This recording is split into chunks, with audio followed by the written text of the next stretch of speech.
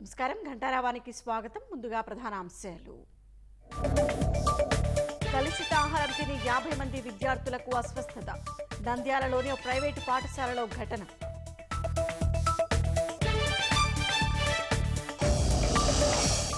నాడు నేడు పేరిట రంగులేసి కోట్లు మింగేసిన వైసీపీ నేతలు. నాణ్యతా లోపాలతో సింగనమలలో విద్యార్థులకు అవస్థలు.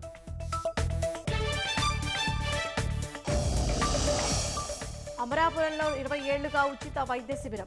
సొంతూరికి సేవ చేస్తున్న వైద్య బృందం.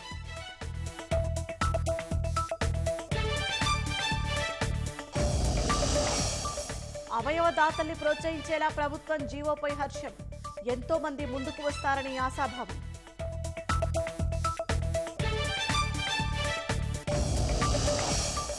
కేంద్రం రాష్ట్రాల మధ్య సార్థక వారధులుగా నిలవండి.